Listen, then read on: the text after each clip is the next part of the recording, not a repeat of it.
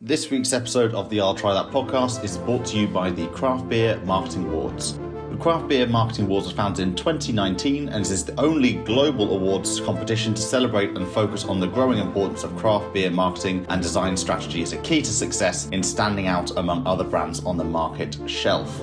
Co-founded by Jim McCunn and Jackie de Bella, the CBMS is the only global scale marketing competition to put a spotlight on the growing critical aspect of creative marketing as key to breweries' business success. Boasting a judging panel of over 500 beverage and beer industry professionals worldwide in over 24 countries, making the CBMAS the largest awards program of its kind in the world, with well-known judges including Ralph Steadman, David Carson, Tara Nurin, Zane Lumphry, and John Cotino. Entries are divided up into 5 regions across the globe: the Americas, United Kingdom, Europe, APAC and MENA. The upcoming award celebration will take place the week of 2022 Craft Brewers Conference in May in Minneapolis, Minnesota, USA. For more information, go to craftbeermarketingawards.com. Hi there and welcome to the I'll Try That podcast. This week we are heading to Sussex to try Harvey's, which is a family-owned brewery. We have a large selection of their beers to sample today, but I will hand over to Matthew Barber. Thanks, mate. Who has got a hot topic for us. Now, lads, it can't have escaped your attention, and for those of the listenership, that this year is a special year. Can you tell us why? Winter Olympics? It's a very good answer, but it's not the one we're looking for. The launch of Drabs' beer is also not the reason why. We all know 2022 is going to be a landmark year, but okay, what particular reason am I looking for that you have to figure out? Not a clue. Think about royalty. Oh, the Queen. It's a Jubilee, isn't it? Yay! We got there. Queen's Jubilee. So, let's be honest, what's the best way to celebrate the Queen's Jubilee? With beer, of course. With beer. We've talked Day about off this. work. I think last year we... Got 2 days off work. Yeah. Oh, yeah. Bank holiday is going to be an absolute blinder. I think we mentioned in 2021 there was the Sandringham estate were doing A beer range. So Queen was going to have her own beer. But there is... actually, this is just an announcement of a new beer put together by the Windsor and Eton Brewery. Ooh. So obviously close to home for the Queen? Exactly. Do you reckon it tastes like Eton mess? Because that is a fantastic dessert. Would be lovely. I'm not sure that would involve a lot of sediment, I think, and again for my taste probably a little bit sweet. Yeah. But I quite like the idea of play to your strengths. But any guesses for the name? It's not obvious in truth. Your Majesty. Queenie's Brew. Queenie's Brew. No, to be honest, we could go around with guesses all day. It's called Castle Hill. Okay. We are talking It's a bit dull. about. Well, yeah, but the thing is, it's Her Majesty you're talking about. It's You got to couldn't- be respectful, right? Yeah, This is not going to be poking fun and off. a little bit classic. So, like, I Yeah. quite like the idea of Eton mess, but you cannot associate anything with the Queen as being a mess. No. Like, sorry, you wouldn't give negative. You wouldn't have a name. There's with not a somewhat close enough negative. link between Eton Mess Yeah. and the Queen. Yeah, Whereas exactly. Castle, you do think of the Queen. So Beer Today, who I believe broke this story, had an interview with Will Calvert, who's the co-founder. We've created a glorious beer that will appeal to a really wide audience. The Queen is a great supporter of the Commonwealth, so the recipe includes barley grown at the Royal Farm in Windsor, and a selection of wild hops, including Pacific Jade from New Zealand. As a finishing touch, we are using champagne yeast to create a beer that's platinum pale in colour and refreshing in taste. And as you know, it's champagne from the Champagne region in Greater England. Well, the yeast the yeast comes from that neck of the woods, or is it then just sparkling raising agent? Otherwise, I was going to say, aren't there the events called Champagne Spray, which is where you go and you buy bottles of champagne and supposedly, because you show how rich you are, you just shake them everywhere. Can I do that with champagne yeast and just go to these events and just throw yeast everywhere? I imagine so. I imagine the yeast will come in like these small packets. You just basically throw little packets Yeah. in people's places. like instead of confetti or Yeah. They wouldn't be the first. They wouldn't be the first though, would they? Because Curious Brew is Curious Brew the name of the beer, which is made with champagne? Actually, I think it might be aged in champagne casks. That'd be nice. That'd be interesting. You know, it is pretty good. It is pretty good. I've not seen it for a long time. You'd have thought something like that has got a bit of a hook. and you would see Bit sold. of a buzz and a fizz about it. Yeah. Oh, you're effervescent today, Joseph. But there you go. There is, a timely acknowledgement of Her Majesty's significant milestone, Castle Hill, as made by. And so that's 70 years, isn't it, this year? Yeah, Which is pretty exactly. long. That's a long time doing any job. Very long, yeah. And so obviously Windsor's, anyone know this, Windsor Castle, which is one of her primary residences, which is on at Buckingham Palace. She's probably on the Sandringham estate, that one up in Scotland, I've forgotten what that's called actually.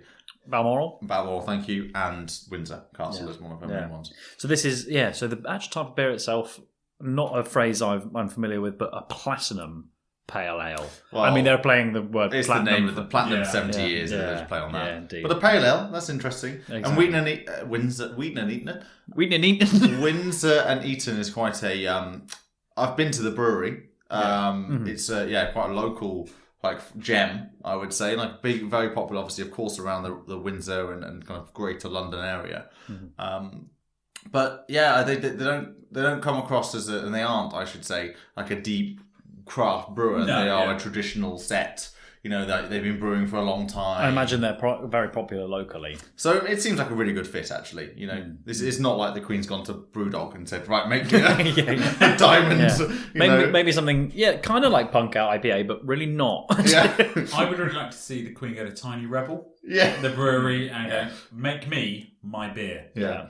That would be another way of kind of maybe they're not in the Commonwealth, but Wales is a bridge across there. Hello, divide. I would like a swan-flavoured beer, please. Not going to happen, actually, is it? No, I don't think so. Just because who knows what swan tastes like? Also, she does. Yeah, she does. Yeah, she's able to eat it. I don't think she can eat it. Basically, no one else is allowed to kill one. Yeah, so...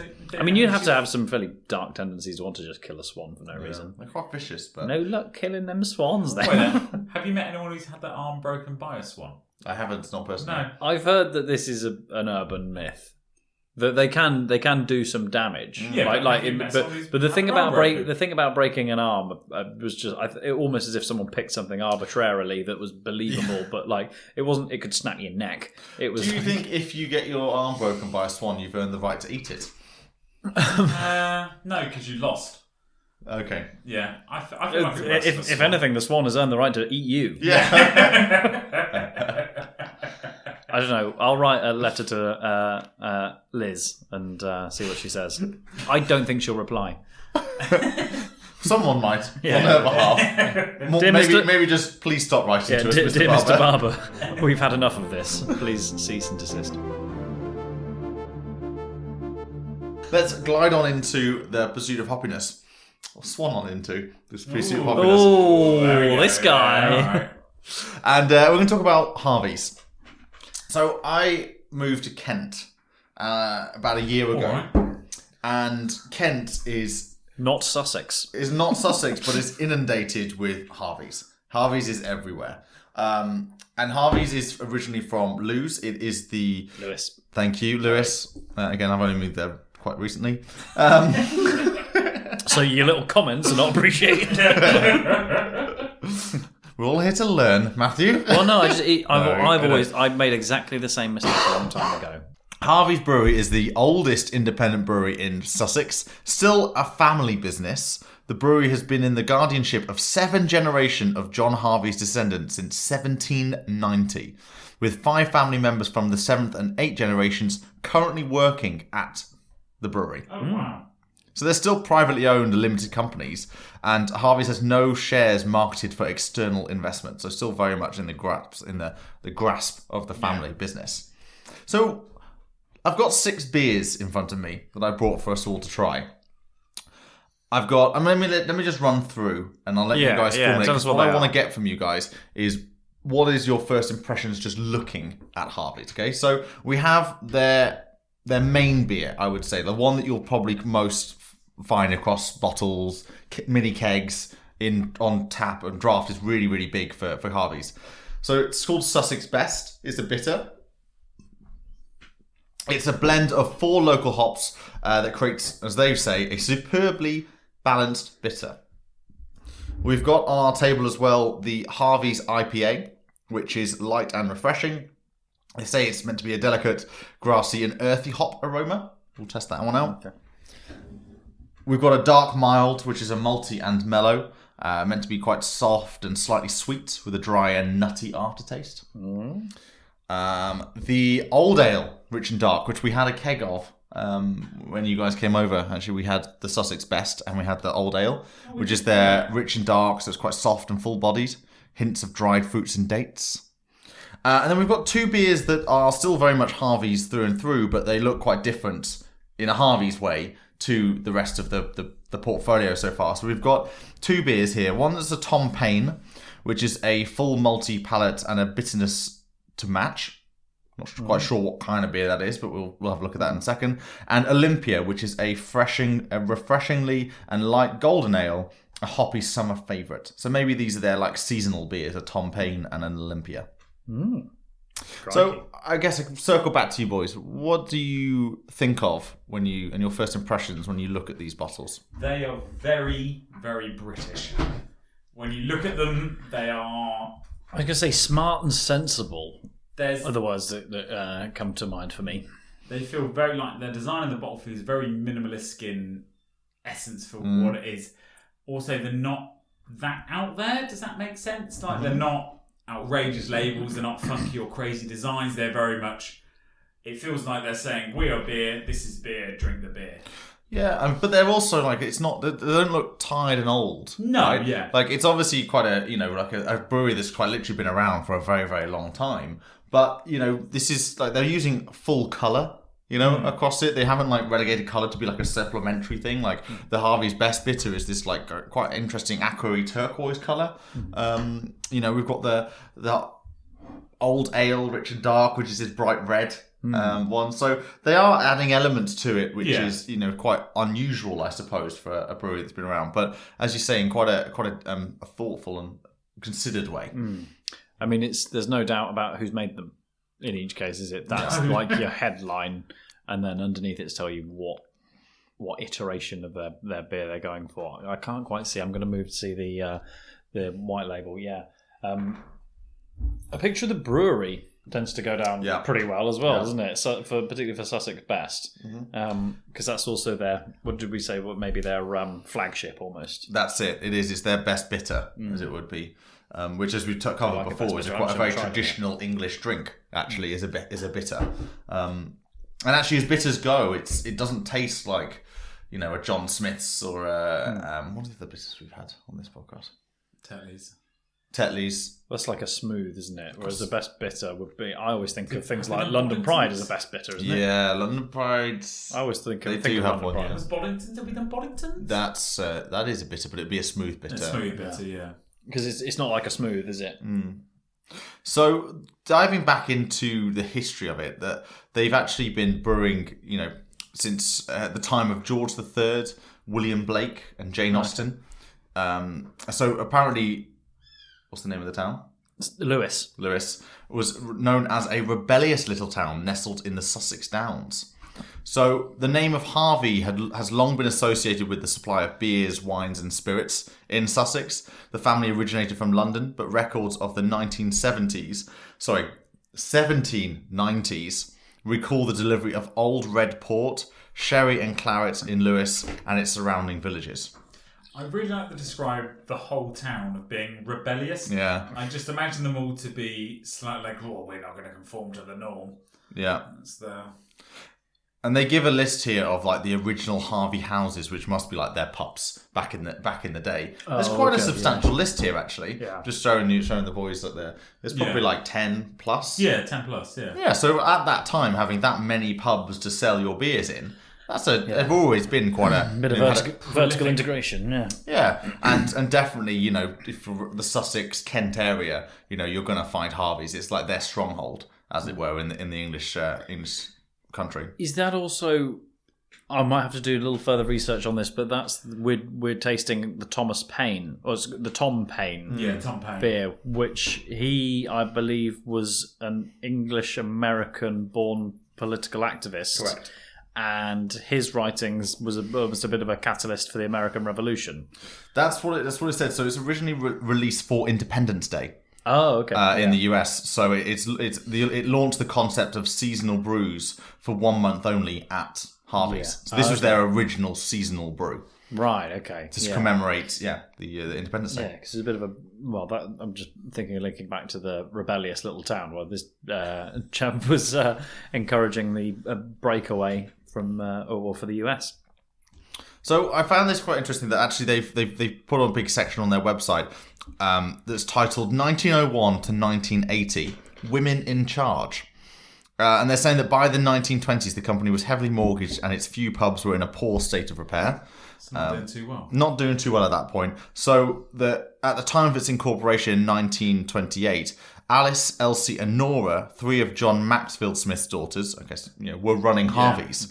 So actually they had 3 women running Harvey's brewery during this time, which At the time, that was... game changer. Unheard of. That's unheard of on that point. So it was she and her sisters who decided to make 2 crucial appointments that ultimately led to Harvey's long survival and long-term prosperity.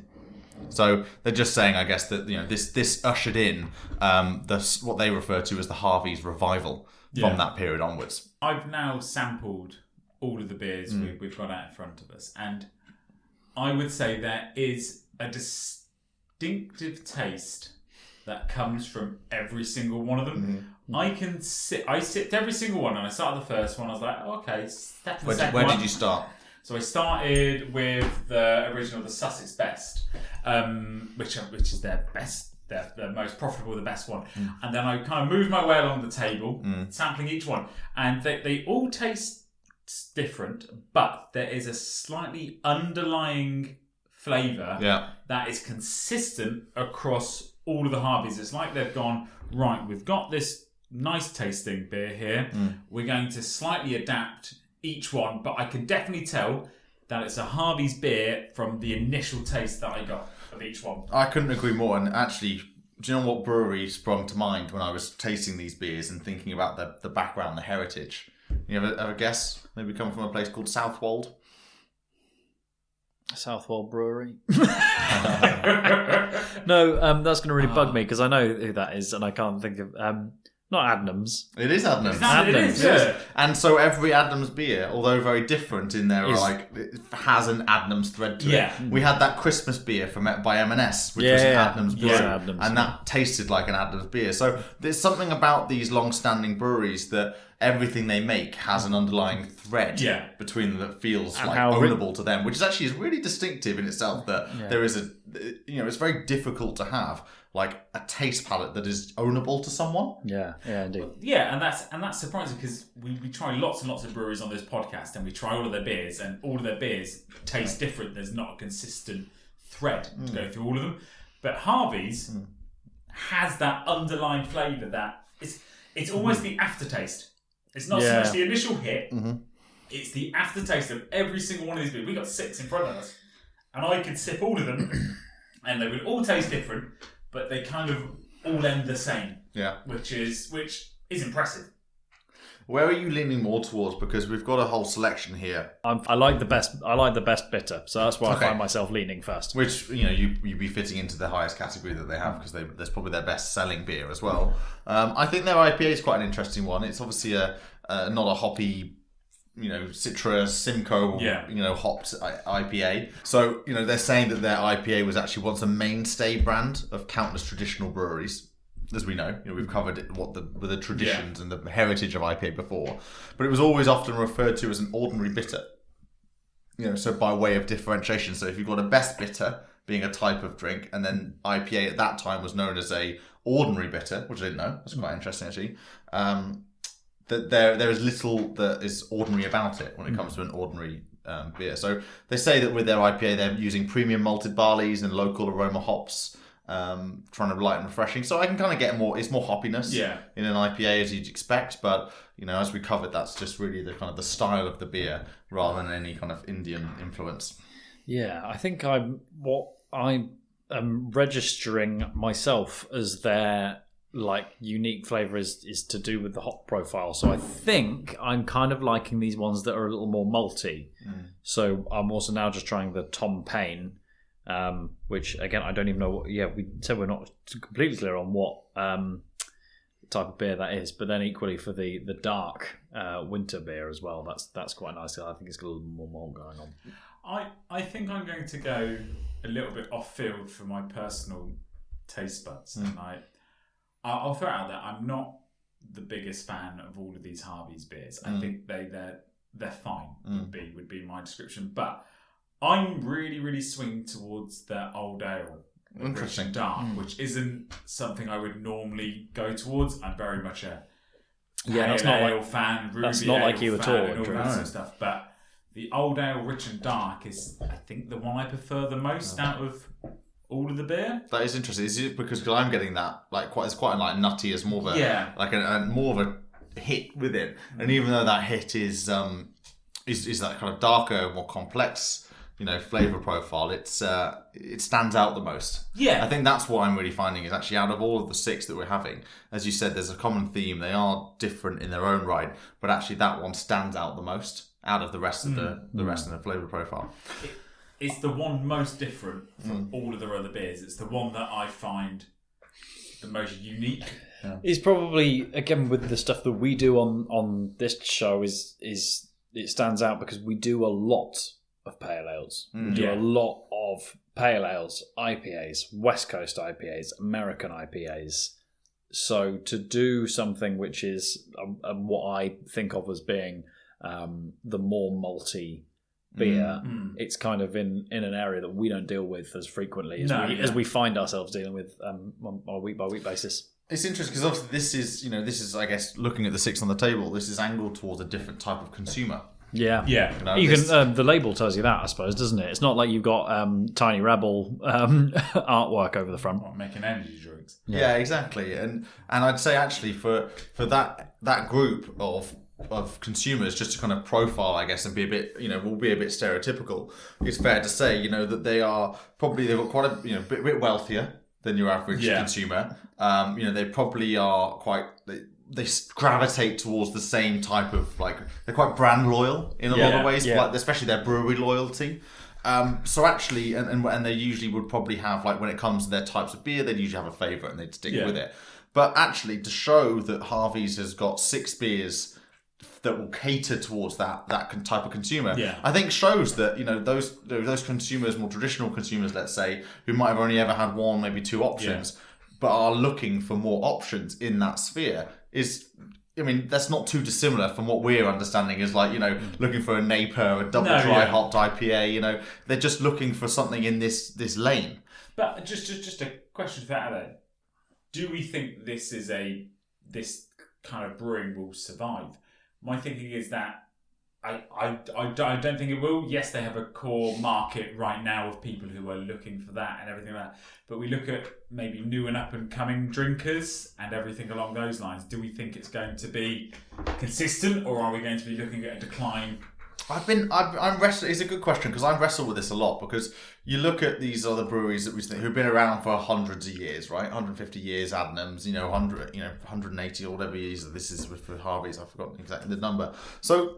And you think, but they've been around this amount of time. Yeah. Yes, okay, right now, when we're looking at and we're segmenting up the beer market in the UK, you'd put yourself in, are you in a craft beer market? Yeah. Are you in a premium bottled ale and cask market, right? And there's something to say about, actually, this is where I'm pointing at the bottled ales. This is actually where a lot of the money is. And still is. Although craft beer is the growing subcategory of beer in the UK market and in most markets, this is still the heartland. And I know we're saying dying off and going away, but actually that spans probably about a 50, 60 year gap of people. I was going to say, I think there's always going to be a market for beers like this, but I think the range of what it is going to shrink because we're going to stick to an old English heritage. This is the beer. This is what beer used to be and used to taste like. But I think there's so much of a market, and I think people's taste buds are going to change.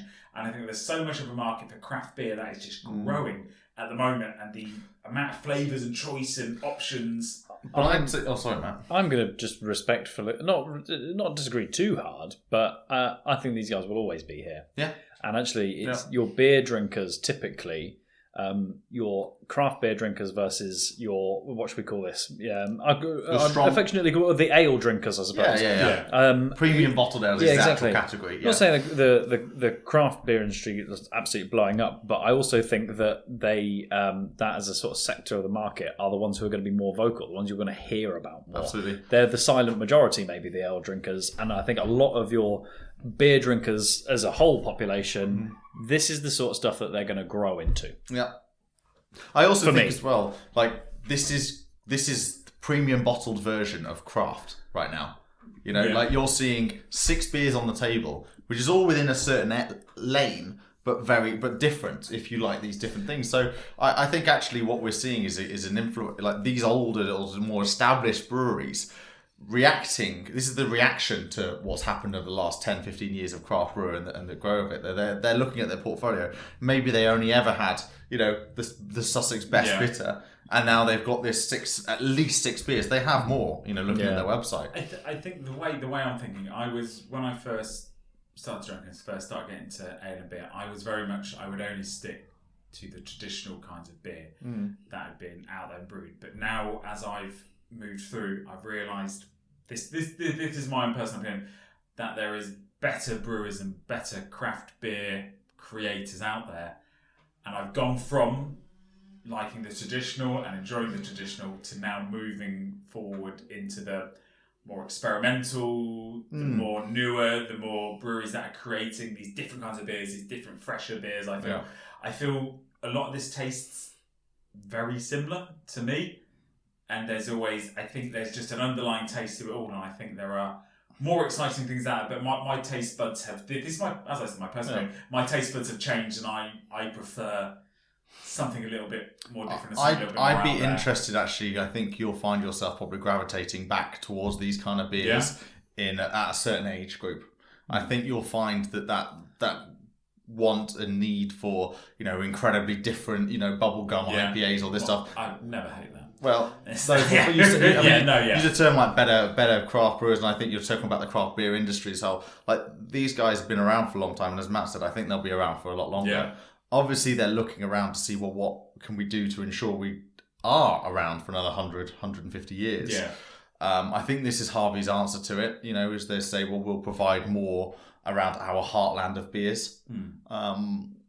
And I hope it works out for them long term, you know, but it is, as we know with this, all of this is a bit of a guessing game, but at least with Harvey's, you've got that heartland. Yeah. You know, like, I don't think Harvey's is looking to become the new, you know, $1 billion company all around the world. Like, they're like, this is our heartland. They've been in Sussex, the southeast of England for many generations, and I think that's where they'll continue. They're not looking to grow and all be even just to be all over the UK. Like, it's just a case of, well, this is it. If you want to come into this area, you'll probably grab yourself a Harvey's. They're not going to go and sit and compete with Brewdog, are they? Well, they don't want to. They don't want to. Yeah, sorry. Not that they should just be the benchmark for everything, but they end up being. Yeah, well, that's it, because they're the top one, and this hits into that, like, craft beer scene, as you say, bro. But yeah, I mean, they have their heartland, and I think they've done enough with this range of beers that are very Harvey's to kind of cater to their consumers. Yeah, no. That's it, yeah. I completely agree with that analogy. It's they do hit the nail on the head for what they do.